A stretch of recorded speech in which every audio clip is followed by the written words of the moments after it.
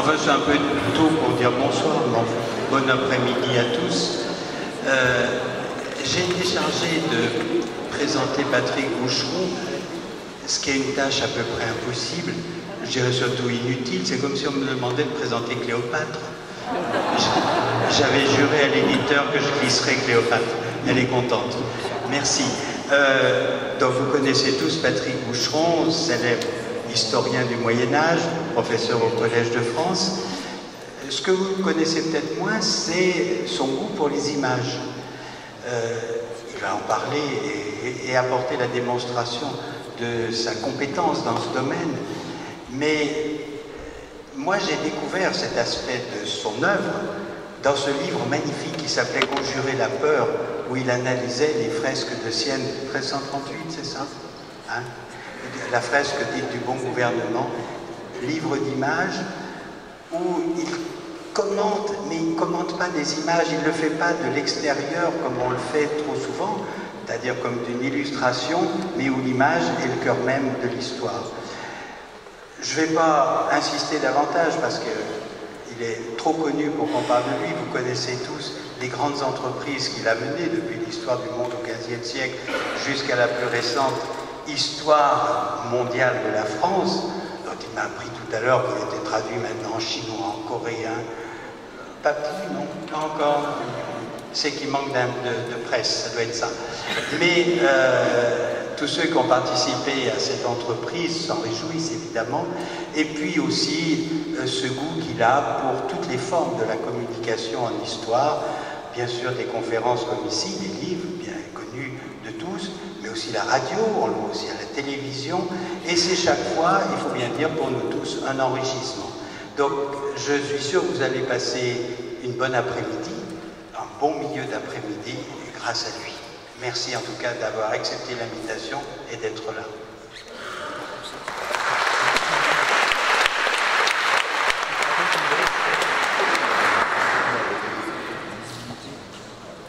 Merci cher Maurice, mesdames et messieurs, bonsoir ou bonjour, je ne sais pas, mais en tout cas je suis très heureux d'être parmi vous. Est-ce que vous allez passer un bon moment? J'en suis pas persuadé, parce qu'au fond ce que j'ai à faire, c'est quelque chose que j'aime beaucoup faire. C'est finalement un exercice d'admiration, parler de quelqu'un d'autre et en parler d'une telle manière, non pas pour en faire la biographie, je serais bien incapable de parler en spécialiste de Louis Marin, je ne l'ai pas connu, je n'en suis pas d'une certaine manière de spécialiste, mais essayer de faire comprendre comment on travaille, nous les historiennes et les historiens, avec quelqu'un qu'on n'a pas connu, mais qu'on a lu, qui a travaillé sur des choses qui sont éloignées. Je vais le présenter. Louis Marin, c'est, disons, un historien et sémiologue des images, c'est vrai, mais plutôt des images de l'ordre classique. Il a travaillé sur des textes qui étaient plutôt des textes du XVIIe siècle. Moi, je suis médiéviste et c'est de cet écart, c'est de cette distance dont je voudrais parler et en parler de manière assez familière pour essayer de montrer comment cette œuvre, qui sans doute est une œuvre intimidante, il me semble que lorsqu'on dit Louis Marin, aujourd'hui c'est avec autant d'admiration que d'effroi, c'est-à-dire, voilà, un grand personnage qui incarnerait les solennités un peu roides des années 70, de ce moment structural de la pensée française qui, d'une certaine manière, aurait peut-être péché par esprit de système. Or, moi, ce que j'ai envie de vous dire très simplement, et j'espère que vous voudrez bien pardonner l'aspect direct de l'adresse, c'est combien un auteur peut être plus intéressant dans ce qu'il n'a pas vu, ce qu'il n'a pas fait, ce qu'il n'a pas compris jusqu'au bout. Comment, d'une certaine manière, c'est moins le système d'ensemble qui, je le répète, peut être imposant, intimidant, que ses failles, que ses ratés, que ces lacunes qui doivent nous occuper, qui doivent nous intéresser à travailler avec Louis Marin. Qu'est-ce que ça veut dire dans ce titre « Images en puissance avec Louis Marin. Bien sûr que j'ai envie de vous expliquer ce que c'est que, disons, la théorie de la représentation pour Louis Marin. Évidemment que j'ai envie aussi de vous faire comprendre quels sont les rapports entre la lisibilité et la visibilité des images, parce que nous sommes depuis quelques jours ensemble à Blois, et vous avez vu comme il est facile spontanément de dire nous allons lire les images, nous allons apprendre à lire les images, mais les images ne se lisent pas, elles se regardent, et qu'est-ce qu'il y a dans le fait de les voir qui est distinct, séparé de la lecture, de l'herméneutique de la lecture, et c'est un historien du texte, comme Louis Marin, qui nous permet de bien le comprendre. Voilà pourquoi, effectivement, dans mon titre, Images en puissance, je vais essayer de dire quelque chose sur la puissance des images, mais la suite du titre, et peut-être ce qui m'importe le plus, avec Louis Marin, tout portera sur le « avec ». Qu'est-ce que c'est de travailler, de penser, de réfléchir, de rêver avec quelqu'un qui n'est plus là, que je n'ai jamais connu, mais dont on m'a parlé. Ben tiens, je pense utile, je pense nécessaire, et pas forcément par narcissisme, mais simplement pour me présenter, je pense utile et nécessaire de dire, oui, comment je l'ai rencontré, qui me l'a fait lire, parce que, au fond, un auteur de la bibliothèque, je dirais, il y a bien quelqu'un qui vous en a parlé la première fois. Moi, c'est quelqu'un que Maurice Sartre connaît très bien, parce qu'on se côtoie, j'ai peur de ne pas être visible de partout, on se côtoie à la rédaction de l'Histoire depuis bien longtemps, c'est Joël Cornet, vous connaissez Joël Cornet, qui est historien lui aussi de l'ordre classique, et qui avait été mon professeur à la Sorbonne. Et lui, il ne m'a pas parlé directement de Louis Marin, mais il m'a parlé d'un historien de l'art dont j'ai envie de dire le nom et d'évoquer la mémoire. Il s'appelait Gérard Labro. Et Gérard Labro est un historien de formation qui a fait un grand livre, pour moi un très grand livre, qui a été d'une certaine manière peut-être le plus influent en fait des livres que j'ai pu lire au moment où j'embrassais cette carrière, qui s'appelait L'image de Rome, une arme pour la contre-réforme. Il avait montré comment, d'une certaine manière, l'image de Rome, telle qu'on est vraiment au cœur de notre sujet. L'image, c'est-à-dire pas simplement les représentations, mais les descriptions, tout ce qui fait qu'au fond, lorsque vous venez à Rome pour la première fois, même si vous n'avez jamais été à Rome, ce n'est pas une première fois. Il n'y a jamais de premier rendez-vous avec Rome, parce que vous en avez tellement déjà entendu parler. Et la puissance de l'image, c'est la capacité, au fond, d'une réputation à faire parler d'elle à distance. Et il avait décrit comment, au fond, tout ça avait été organisé comme une machine consciente, comme une stratégie dans un contexte politique qui était celui de la contre-réforme. Et ce livre m'avait beaucoup marqué. Depuis, j'ai connu Gérard Labro, c'est lui qui m'a appris aussi à voir les œuvres. J'en parle avec émotion, il est mort il y a quelques mois. Avec lui, j'ai appris par exemple quelque chose tout simple, vous voyez, mais qui a à voir aussi avec la puissance des images. La première fois que j'étais avec Gérard Labro dans un musée italien, c'était à Prato, je l'ai vu cavaler d'une salle à l'autre comme un touriste japonais, et je me disais, mais enfin, t'es historien de l'art. Moi, je croyais qu'un historien de l'art, ça s'arrêtait devant les images, comme ça, et ça s'abîmait dans la contemplation. Il dit, mais c'est tout le contraire. En réalité, il faut les feinter, les images. Il faut apprendre effectivement à ruser avec elles, et dans un lieu, les archéologues le savent très bien, il ne s'agit pas d'y rester longtemps, il faut y aller souvent. Souvent, rapidement. Et c'est comme ça, effectivement, qu'on s'exerce le regard. Et ça m'avait beaucoup frappé. Et je reviens à Gérard Labro et je reviens à Joël Cornet. Vous voyez la chaîne, c'est comme ça aussi qu'on travaille. C'est quelqu'un qui nous parle d'un livre, qui en parle d'un autre, et c'est comme ça, effectivement, qu'on se fait une culture, et c'est un peu hasardeux. Et donc, Joël Cornet avait dit, lisez ça, c'est un grand livre. Voilà, comment une image arrive à agir sur le monde, comme une machine consciente. Ça s'appelle l'image de Rome. Et à ce moment-là, Joël Cornette venait de créer la collection Époque de Champvallon, qui fait tant pour mettre à disposition, en partage, des savoirs historiens, en particulier sur l'histoire moderne. Et j'avais lu ça, et ça m'avait emballé, et j'avais vu qu'il y avait une préface de Louis Marin qui rappelait que cette thèse avait été refusée comme thèse d'histoire. Il était même, Gérard Labro, membre de l'école française de Rome, qui avait refusé de publier sa thèse. Acte violent, donc là on parle des années 70. Et je me disais, tiens, c'est étrange, l'histoire n'est peut-être pas aussi accueillante que ce que je veux bien croire, et le nom de celui qui accueillerait une histoire refusée par d'autres, c'est Louis Marin, qui finalement a accueilli la thèse, et qui est une thèse parce qu'elle n'était pas considérée comme de l'histoire, alors qu'aujourd'hui, c'est plein dans la définition de ce que nous appelons l'histoire, est aujourd'hui, ils ont été à l'époque, placés dans la sémiologie. Voilà, et donc je me suis dit, Louis Marin, c'est peut-être l'homme qu'il faut lire pour comprendre d'une certaine manière qu'est-ce que c'est que accueillir d'autres formes d'histoire. À ce moment-là, il était mort.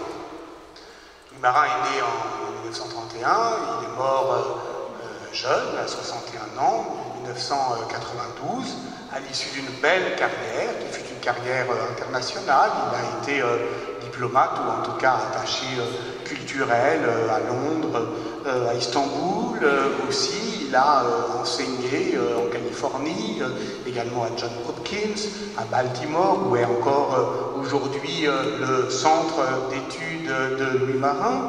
Et qu'est-ce qu'il enseignait? Il enseignait d'abord la littérature française, et c'était un spécialiste, vous voyez que je vous parle de choses bien arides, de la grammaire de Port-Royal. La grammaire de Port-Royal, c'est effectivement au XVIIe siècle le cœur de la logique à partir de laquelle il va construire sa théorie de la représentation.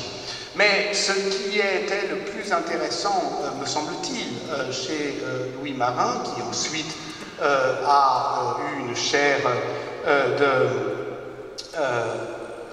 à l'École des hautes études en sciences sociales, qui s'appelait Histoire des systèmes sémiologiques, et donc qui prenait en écharpe à la fois les textes et les images, c'est que d'abord ça a été un formidable lecteur. Si j'avais à vous conseiller un livre de Louis Marin pour commencer, ça pourrait être justement plus que ces livres un peu solennels comme Utopique, qui est un livre sur les utopies, mais qui est très 70s au fond dans sa volonté structurale de tout prendre. Non, ça serait au contraire d'aller le suivre dans ce qu'il appelait ses lectures traversières. C'est le titre d'un de ses recueils, Lectures traversières, où avec Rousseau, avec Montaigne, avec Stendhal, d'une certaine manière, il essayait de montrer comment justement on pouvait s'évader avec la lecture, et il proposait des petites aventures de lecture qui étaient en fait des accros dans la lecture. C'est-à-dire le fait que justement on lisait un texte et puis on se laissait surprendre, divertir, désaxer. Et au fond, on arrivait à se défaire d'un piège. Car, et c'est peut-être, à mon avis, un des textes les plus marquants, je ne suis pas encore dans les images, je suis dans le texte, et c'est justement pour séparer les textes de l'image. Un des livres les plus marquants de Louis Marin s'appelle « Le récit est un piège ». Qu'est-ce que ça veut dire? Il ne s'agit pas simplement de dire qu'il y a des pièges du discours, que la manière qu'on aurait d'en user pour faire croire ou pour faire obéir ou pour faire taire serait à étudier. Non, il ne s'agit pas simplement de rhétorique, il s'agit de narration. Il s'agit du fait que, c'est ce qu'on appelle le storytelling, on se fait gouverner par un certain art de raconter. Et que ce qui nous piège dans le récit, c'est que celui qui le conduit fait comme s'il n'était pas là. C'est-à-dire que le narrateur ne se montre pas. Et c'est pourquoi, au fond, c'est si important en histoire de faire lever, d'expliciter les points de vue. C'est ce qu'on apprend aux enfants, et c'est ce qu'on continue à apprendre aux étudiants. Un texte a un narrateur. Pour sortir du piège de son récit, il faut savoir quel est son point de vue, d'où ça provient, qu'est-ce qui, effectivement, est à l'œuvre. Et justement, au fond, il montrait dans ce texte, je le cite pour que vous puissiez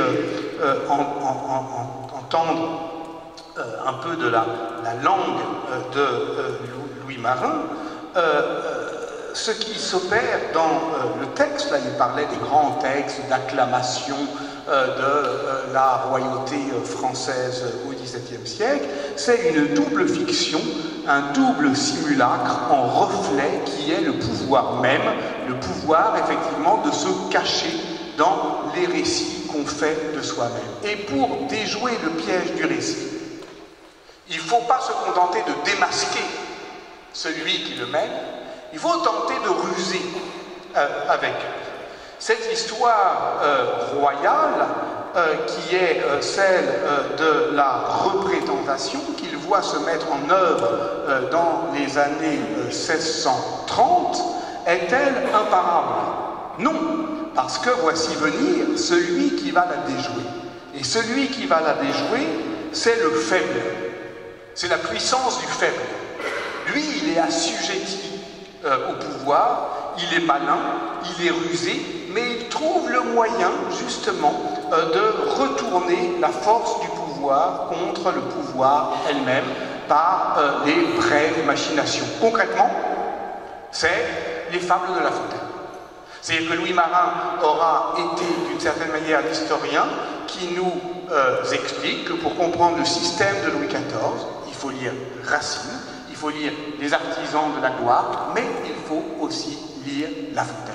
Il faut aussi prendre le parti du conteur, de celui qui effectivement va ruser avec le pouvoir par cette manière d'être, je le cite, ce narrateur léger et habile qui racontera des histoires et non plus l'histoire. Il ne tiendra pas de discours critique sur le récit, mais il dira des récits dont toute l'efficace tiendra à ce que, pour un moment, il compte au pouvoir la façon dont le pouvoir se raconte. Et du même coup, le piégera à son propre piège par le plaisir que le pouvoir y prend.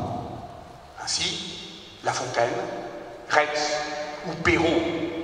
Et le plus délicieux chez Louis Marin, c'est de voir comment il va décrypter, désosser la force du faible chez ce narrateur agile et rusé qu'est justement le conteur chez Perrault dans, par exemple, son éblouissante, je n'ai pas le temps de la reprendre, et puis ça nous éloigne des images, son éblouissante analyse du chaboté.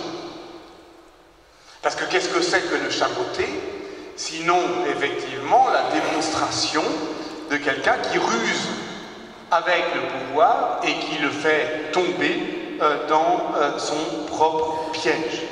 Un conteur qui racontera l'histoire de la conquête absolue d'un pouvoir par un fils de meunier et qui finira d'une certaine manière par faire croire vrai ce qu'il vient d'inventer et de retourner au fond le miroir du pouvoir. Ainsi, le chat devient grand seigneur, il mange le mangeur, il devient le roi de ses divertissements et l'animal intrépide réorganise les signes pour piéger le piège du pouvoir. Voilà qui était Louis Marin. Pas simplement celui qui construisait des grandes machines de récit, mais des petites machinations du conte qui permettaient justement de déjouer les pièges du récit. Alors, les images. Justement, ce n'est pas de texte dont je veux parler, c'est évidemment des images. Louis Marin, on a vu beaucoup. Il a écrit sur Philippe de Champagne, il a écrit sur Poussin, il a écrit sur Caravage, il a aussi écrit sur la peinture italienne, à laquelle il a consacré un très beau livre qui s'appelle Opacité de la peinture, et c'est sur la représentation du Quattrocento, où il a des pages magnifiques et dans lesquelles voilà, il dialogue avec Daniel Arras sur l'énonciation et l'annonciation, sur la manière dont justement les mots sont inscrits dans la peinture, sur la façon dont les peintres de la Renaissance jouent de manière subtile pour déjouer les pièges du récit, mettent des mots dans la peinture pour dire que finalement la peinture ne se lit pas comme un texte, mais qu'elle doit s'entendre d'une autre manière. Et que, au fond, la peinture est comme un texte, elle ressemble à un texte, elle peut le représenter, mais d'une certaine manière, elle nous frappe, mot marinien par excellence, la frappe. Il est l'historien du pouvoir qui frappe les esprits, qui frappe les monnaies, qui frappe les consciences, qui éblouit et qui gouverne par son éclat et son éblouissement. Donc on est dans le grand système Louis XIVien. Et donc c'est cette question au fond de la ressemblance, de la représentation entre le texte et les images. Bon, ça va pas. Je suis trop abstrait, trop théorique. Alors reprenons. On va raconter à nouveau une histoire comme Louis Marin le fait, comme justement il nous apprend à l'entendre chez les conteurs. L'histoire qu'on pourrait raconter pour justement donner à voir et à comprendre ce qu'est une représentation. Cette histoire est racontée par Pascal, et cette histoire commence par un naufrage. Un homme, je cite Pascal, est jeté par la tempête dans une île inconnue, dont les habitants étaient en peine de trouver leur roi qui s'était perdu. Comment ça qu'il s'était perdu? Est-ce qu'il a perdu son chemin? Est-ce qu'il a perdu la raison? Est-ce qu'il a perdu le nom de roi? Est-ce qu'il a perdu l'envie de l'être? Est-ce qu'il s'est défait de ses habits royaux pour devenir un homme ordinaire? Enfin, des hommes étaient sur une île, ils étaient en peine de roi, en peine. Ça veut dire qu'il leur manque, et ils voient arriver quelqu'un. Cet homme s'échoue, mais on croit qu'il revient. Et c'est comme revenant qu'il va triompher. Parce qu'il y a en effet, entre celui qui vient, qui s'échoue, et celui qu'on a perdu, je cite Pascal, beaucoup de ressemblances de corps et de visage. Les habitants veulent éperdument un roi, ils reconnaissent donc le naufragé, ils disent c'est bien lui, ils le prennent pour un roi, ils le prennent pour leur roi. L'homme d'abord ne veut pas se laisser prendre, puis il cède, je cite Pascal, il reçut tous les respects qu'on lui voulut rendre et il se laissa traiter de roi. Le pouvoir est objet d'acclamation. Il y a un moment où celui qui l'exerce est celui que l'on traite. Et entendez toutes les connotations que le verbe traiter prend avec lui. Oui, c'est Pascal qui raconte cette histoire en 1670 dans le premier de ses 3 discours sur la condition des grands, où le philosophe décrit la double pensée de celui qu'on avait reconnu comme roi. Pourquoi a-t-il une double pensée? Par la première, il recevra ses respects, donc il accepte d'être pris comme roi. Par la seconde, il savait que ce royaume ne lui appartenait pas. Est-ce le théâtre du pouvoir? En tout cas, voilà un homme qui, au fond, va se composer un rôle. Il dit, oh, tiens, il me prend pour un roi, je vais jouer au roi. Et il va finir par le devenir, puisque tout le monde croit qu'il l'est, et que lui-même ne se prend pas tout à fait pour un roi, mais va décider effectivement qu'il a deux rôles, puisqu'après tout, comme vous le savez, un roi a deux corps. Ainsi, poursuit Pascal, il avait une double pensée, l'une par laquelle il agissait en roi, l'autre par laquelle il reconnaissait son état véritable et que ce n'était que le hasard qui l'avait mis en la place où il était. Il cachait cette dernière pensée et il découvrait l'autre. C'était par la première qu'il traitait avec le peuple et par la dernière qu'il traitait avec soi-même. Ça veut dire quoi? Ça veut dire, si vous voulez gouverner, acceptez qu'on vous prenne pour roi, mais qu'il y ait quand même quelqu'un, quelque part en vous, qui vous rappelle constamment que vous ne l'êtes pas. Si vous vous confondez si vous confondez vos deux corps, si vous dites l'État c'est moi, si vous finissez par croire en cette fiction du pouvoir, alors effectivement tout ira mal, pour vous, pour nous. De cette fable, évidemment, Pascal tire une morale.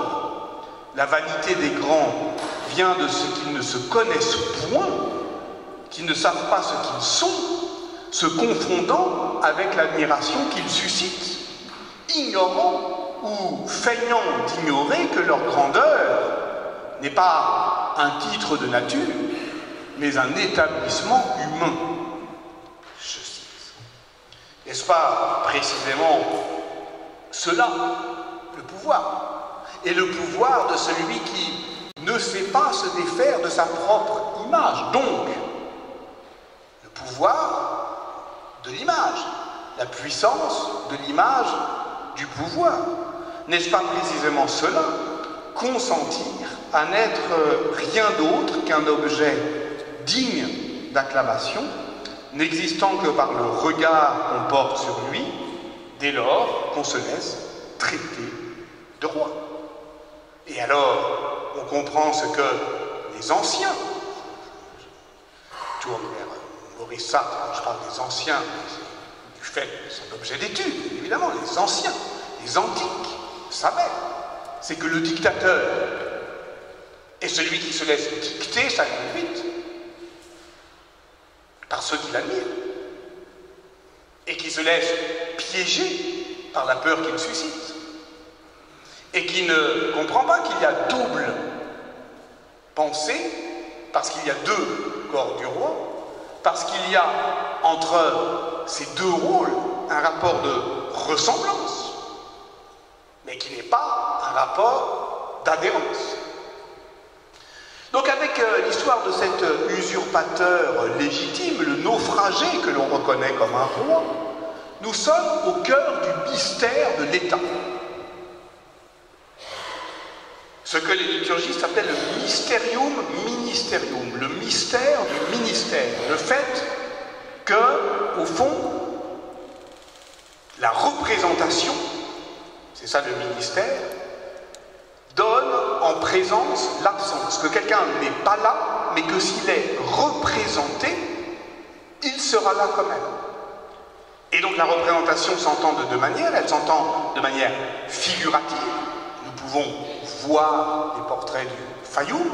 Ces femmes, ces hommes sont morts. Ils sont pourtant là, par leur image, devant nous, car ils sont représentés. C'est la représentation figurative. Nous pouvons l'entendre effectivement du point de vue politique. Le roi n'est pas là, mais il se fait représenter. Il a un représentant, un lieu-tenant, c'est-à-dire celui qui tient lieu de sa présence, qui est au lieu de lui. C'est-à-dire là où il est, mais n'étant pas lui, le représentant. C'est tout bête, hein. Nos enfants savent bien ce que c'est qu'un représentant de parent d'élève. Voilà, c'est celui qui sera là, tout le monde n'y sera pas, et on sait bien que une image, est une représentation de la vie. Mais les deux sont liés. Et les deux sont liés évidemment dans une théorie de la représentation dont la fable du naufrage du roi qui ressemble à lui-même et qui finit par être pris comme un roi, dit évidemment quelque chose. Quelque chose que Louis Marin, parce que c'est Louis Marin dont je parle avec lui, vous avez compris, va gloser sans cesse. Et d'abord, dans le livre qui est le plus célèbre de ces livres, que tout le monde... ça fait partie de ces livres qui, au fond, peu importe qu'on les ait lus ou qu'on les ait pas lus, parce que même quand on ne les a pas lus, ils ont tellement infusé qu'au fond, ils ne nous apprennent rien. C'est Le Portrait du Roi. Le Portrait du Roi qui paraît en 1981 aux éditions de Minuit et qui s'interroge, qu'est-ce donc qu'un roi? C'est un portrait de roi, et cela seul le fait roi, et par ailleurs, c'est aussi un homme. Qu'est-ce que le roi? C'est le roi, et par ailleurs, c'est aussi un homme, et c'est pour cela qu'il est tout entier dans ce mystère. Et pour en sonder l'épaisseur de ce mystère, on peut effectivement revenir, pour terminer, à, je dirais, la situation singulière de cette île, où des hommes sont en attente de leur roi, souffrent de n'y être pas gouvernés, sont prêts à reconnaître comme souverain, on va dire, le premier venu, et Pascal dit de leur monarque légitime qu'il s'était perdu. Alors j'ai pris différentes hypothèses. Il a perdu la raison, il a perdu son chemin, mais peut-être que c'est lui quand même. Peut-être qu'il revient. Peut-être qu'il a volontairement déserté son métier de roi, qu'il a renoncé au pouvoir de paraître, et que, au fond, cette ressemblance vague que ces sujets lui trouvent vient simplement du fait qu'il a vieilli. Et à la fin de sa vie, de manière, à mon avis, très belle, c'est une hypothèse dans un dernier livre qui s'appelle Glose sur les pouvoirs de l'image que Louis Marin donc avance. Et si après tout c'était lui? Et si c'était lui qui s'était défait de ces ornements, qui avait au fond abandonné son métier de roi et qui revenait à la toute fin, et s'il était au fond ce roi qui a laissé les habitants de l'île seuls, est-ce que d'une certaine manière il ne serait pas, je dirais, à la manière du roi chez Shakespeare, c'est-à-dire celui qui se défait de ses vains ornements, de celui qui, effectivement, comme dans les deux corps du roi de Kantorowicz, qui décrit la lente déconstruction médiévale de la fiction théologico-politique à partir de, justement, du Richard II de Shakespeare, comment, au fond, cette tragédie des deux corps du roi, où vous savez que, d'une certaine manière, la tragédie commence par cette scène affolante où Richard II se défait de son corps et renonce à son pouvoir, scène affolante, proprement affolante, où d'une certaine manière la gémelléité du pouvoir, ce double sens dont parlait Pascal, ne se rend vraiment compréhensible qu'au moment où quelqu'un y renonce. Et ça, c'est quelque chose, à mon avis, que, évidemment, on doit toujours avoir en tête. Je disais que c'était à la fois fascinant et inquiétant la façon dont Louis Marin s'était placé au cœur de la robustesse d'un système de représentation classique. Mais au fond, pour le comprendre, il faut voir quand ça rate, quand ça défaille, quand ça déraille. C'est là où un système symbolique dont Louis Marin voulait faire l'histoire, trouve, je dirais, à se trahir dans le double sens de lui être infidèle et de le révéler à lui. D'une certaine manière, ça Claude Lévi-Strauss le disait, une société ne dit rien d'elle-même tant qu'elle n'est pas déglinguée. C'est quand un système se défait qu'on comprend comment il fonctionne. Lorsqu'il fonctionne à plein, au fond, il est opaque à lui-même. Alors cette histoire de double corps du roi, ou de portrait du roi, ou cette idée de la représentation qui serait, au fond, prise dans le piège du pouvoir depuis l'ordre classique. Comment la comprendre? Comment la décrypter? Comment la déchiffrer? Comment la déjouer?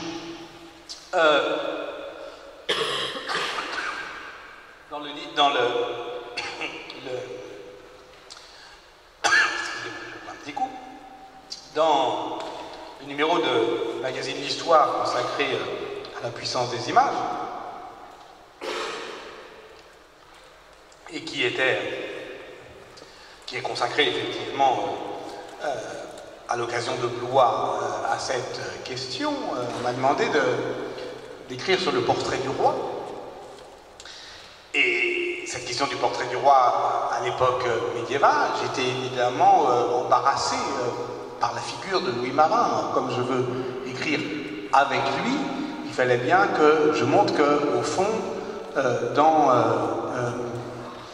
à l'époque médiévale, justement, on n'est pas encore dans cette théorie de la représentation qui va s'ossifier et se solidifier au XVIIe siècle. Et pour le comprendre, peut-être qu'il faut partir à rebours, c'est-à-dire du moment où justement cette adhérence se défait, exactement comme Kantorowicz, pour expliquer les deux corps du roi, part de la scène shakespearienne où ça se défait. Parce que nous les Français, on a connu ça, ça a eu lieu.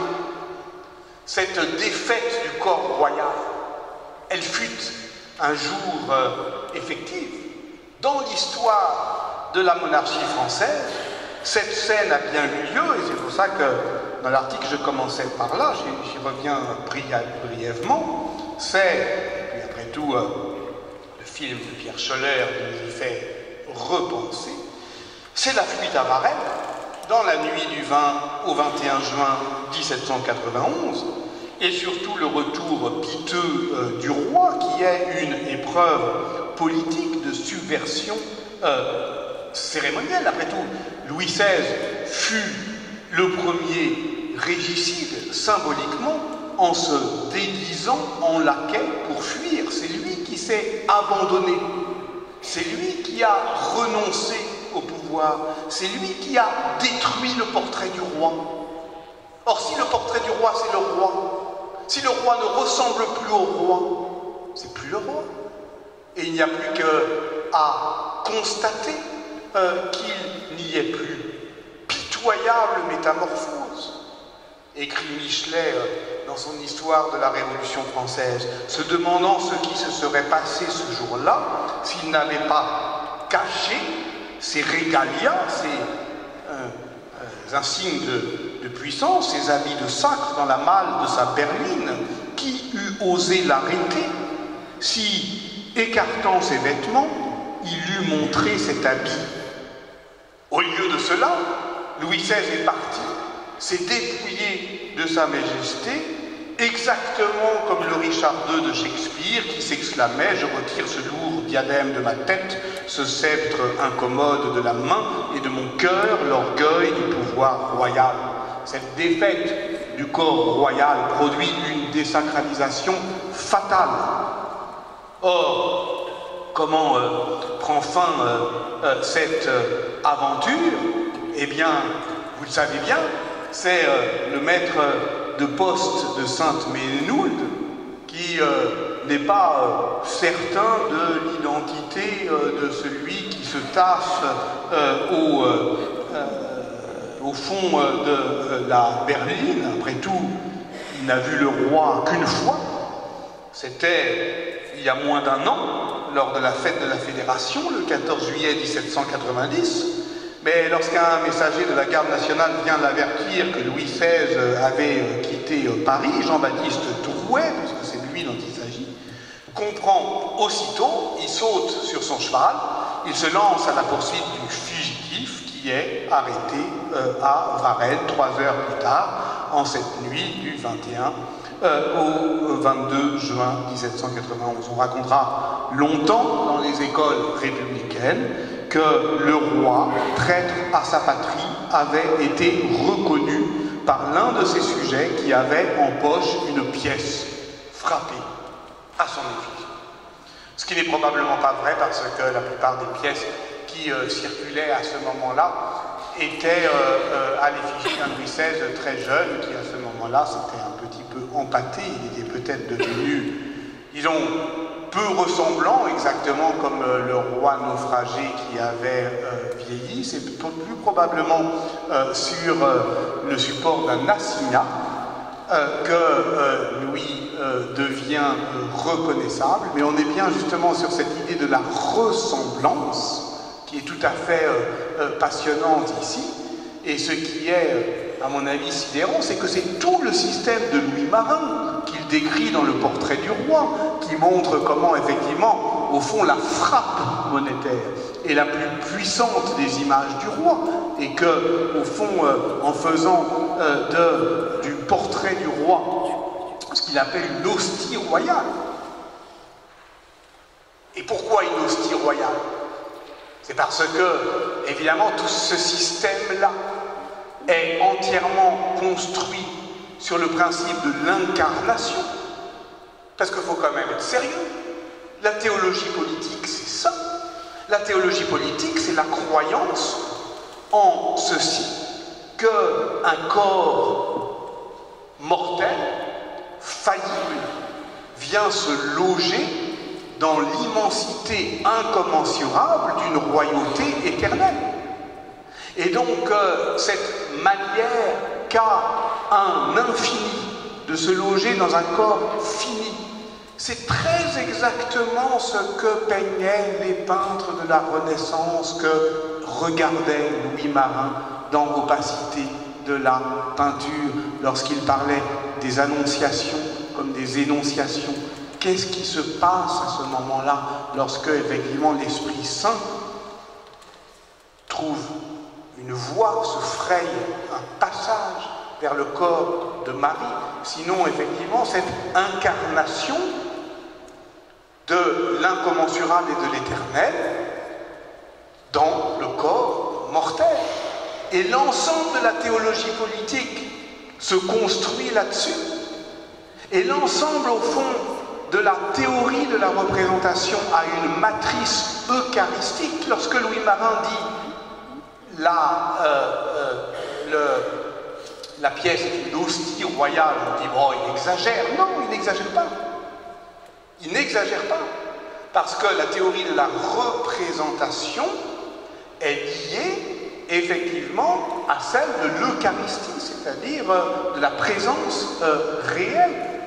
Et c'est d'ailleurs ce qui permet, mystère du ministère, au faux monnayeur, d'être condamné, comme s'il avait, et c'est comme s'il avait commis un crime de lèse-majesté. Quelle est la majesté qui est lésée dans le fait de frapper de la fausse monnaie? C'est précisément qu'on attente au portrait du roi. Or, si le portrait du roi, c'est le roi, s'il est tout entier dans cet objet-là, alors effectivement,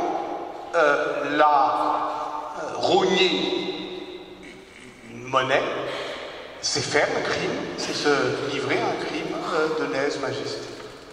Et ne vous croyez pas indemne des empreintes ultimes, des empreintes au sens monétaire de la théologie politique. Nous sommes d'une certaine manière toujours sous l'emprise ou l'empire théologico-politique, lorsque, évidemment, il ne s'agit plus du roi, il s'agit de la puissance publique, mais dans notre droit encore, c'est une circonstance aggravante que d'attenter à la vie d'un représentant de l'État.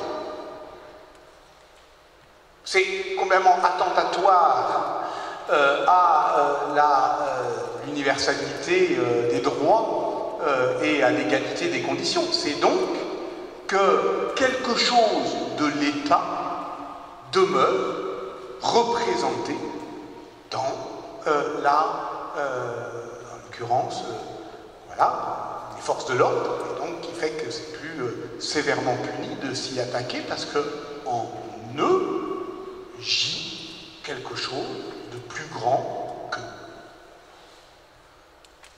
Donc vous voyez la force de cette scène, la fuite à Varennes. Le type, non seulement il s'est effectivement défait, il a été régicide de lui-même. Il a eu cette folie de se défaire de ce qui pouvait encore le protéger, mais il se fait reconnaître, il se fait confondre par le portrait du roi. Et d'ailleurs, lorsque Jean-Baptiste Drouet, le 24 juin, est interrogé par l'Assemblée constituante, il dit, comment vous l'avez reconnu? Il dit, il fut frappé de la ressemblance de sa physionomie avec l'effigie d'un assignat de 50 ans. Frappé, ressemblance, effigie, tous les mots sont là. Mais d'une certaine manière, ils se sont retournés comme un gant, et tout ce système de représentation devient compréhensible pour nous au moment où c'est un piège fatal pour le roi. Parce que Mona Ozouf l'a montré, le retour du roi à Varennes est, d'une certaine manière, la contre-marche humiliante de la royauté, comme une entrée royale à l'envers. Il était parti roi, il revient désacralisé. C'est comme dans un conte de Perrault. Le carrosse s'est transformé en citrouille. Et minuit sonne, le temps est passé, et au fond,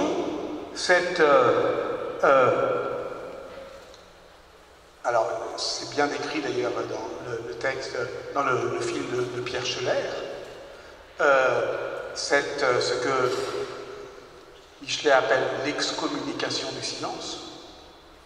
La berline revient, tout le monde se tait, on le regarde passer en silence, et Michelet décrit le peuple qui a bandé les yeux des statues de son roi pour lui signifier qu'il est désormais aveugle à sa propre image. Il revient et il voit, il y a des statues équestres partout, dans Paris. Et juste, on voit passer, on se tait, on ne l'acclame plus, on ne l'insulte pas, et on a bandé les yeux de ces statues. Et là, c'est fini.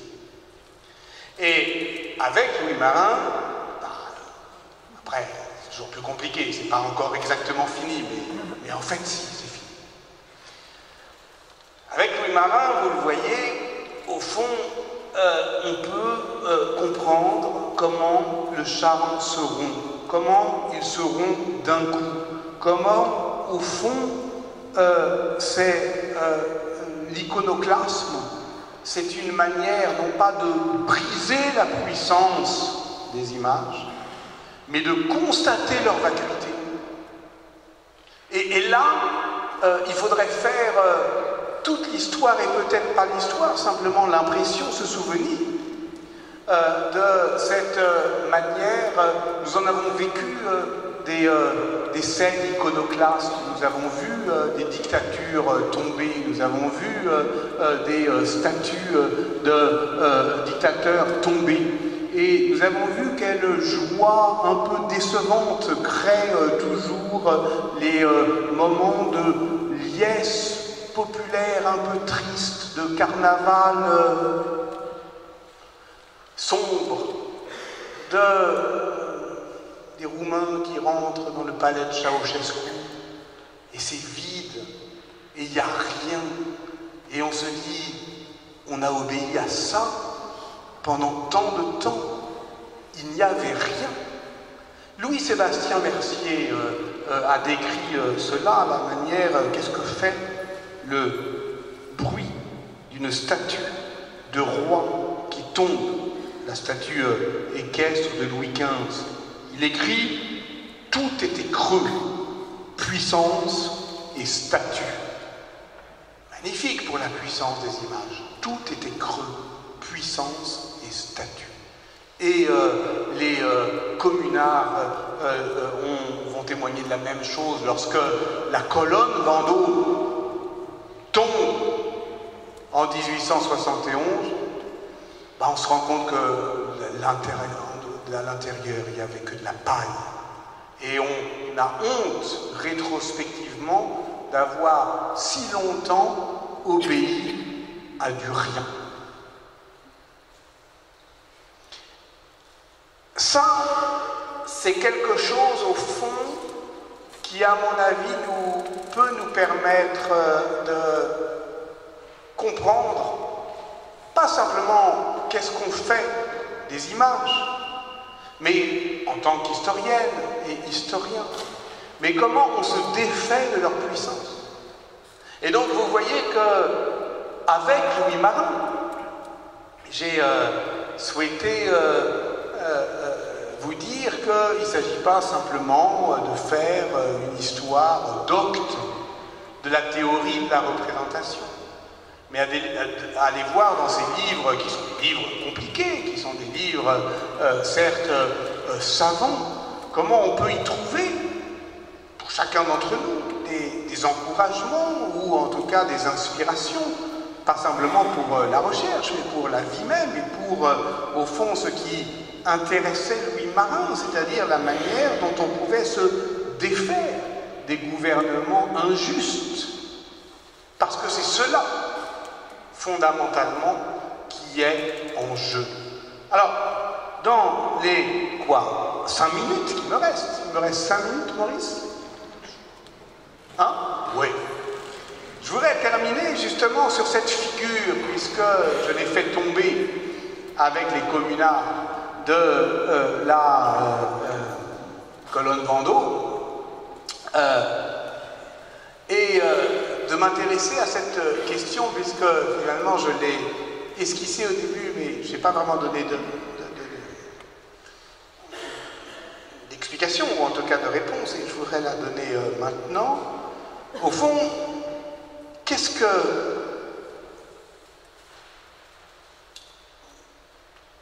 quelle est la différence entre lire un texte et voir une image? Louis Marin, parce que c'était un implacable lecteur, avait une position très nette là-dessus.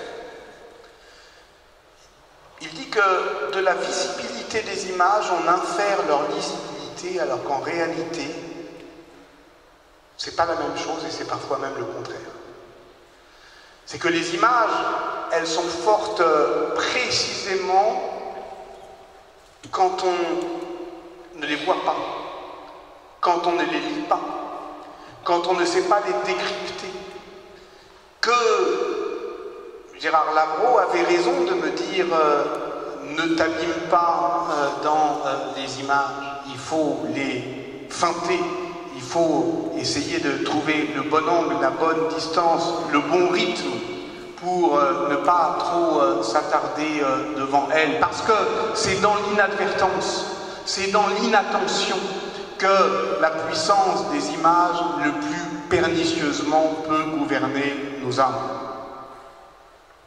En réalité, c'est pas parce qu'elles propagent une foi, une croyance, un savoir qu'elles sont puissantes.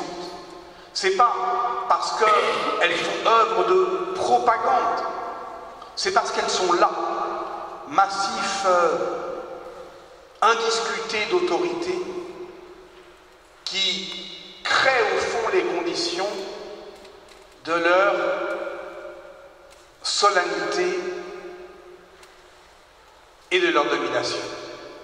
Pour dire ça, justement, Louis Marin parlait de la colonne Vendôme et de la colonne Trajane. Alors vous savez, colonne Trajane, grande question, je n'ai pas le temps d'en parler.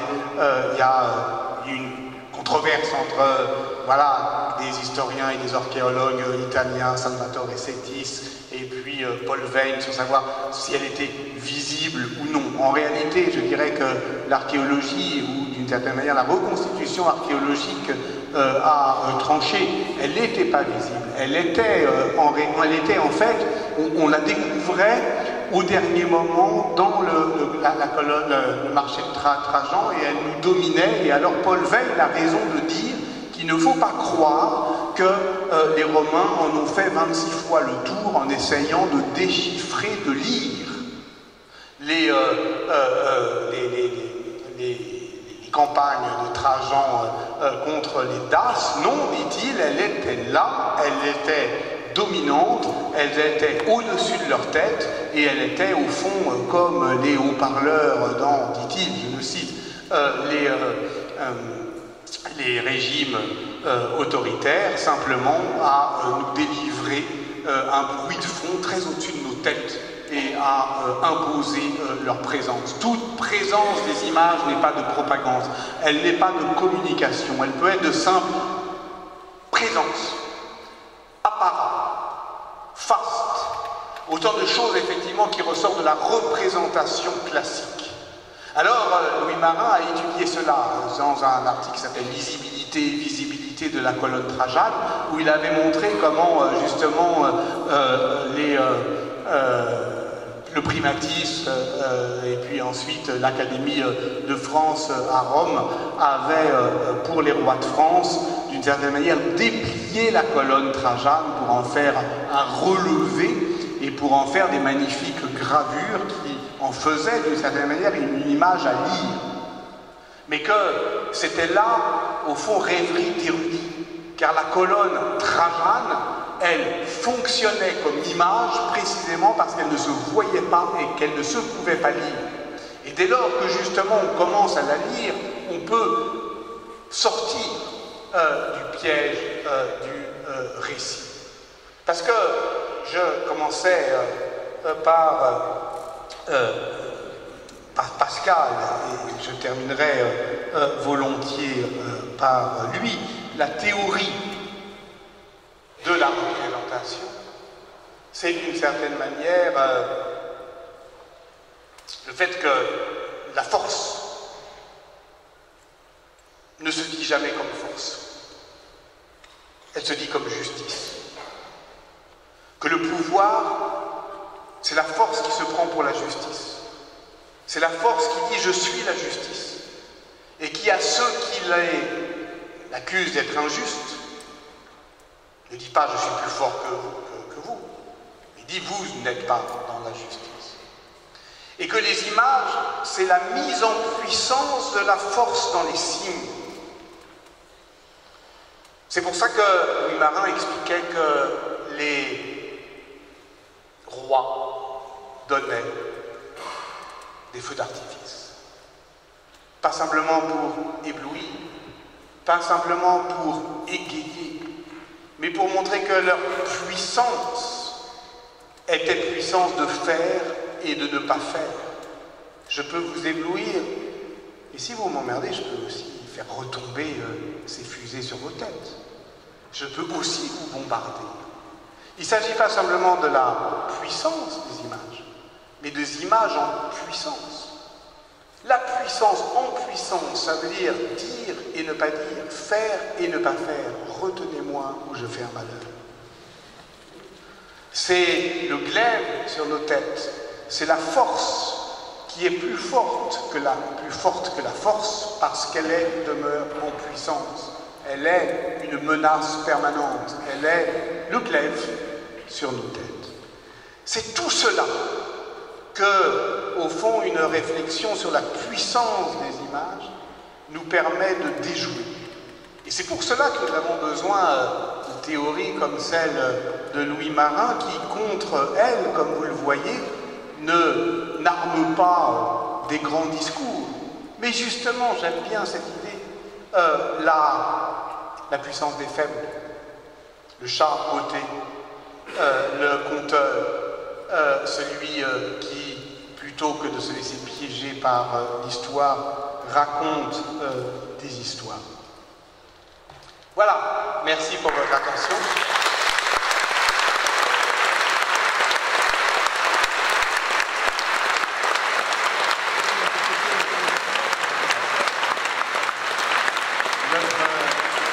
Notre ami libraire me charge de vous dire que si ça vous intéresse de faire l'acquisition de l'histoire mondiale de la France en Maurice Sartre, vous parlez et dont il est l'un des co-auteurs, il y en avait 122, maintenant il y en a 132 parce que nous avons effectivement fait quelques ajouts, eh bien, il vous attend, je pourrais le dédicacer bien volontiers. Merci, bonne journée.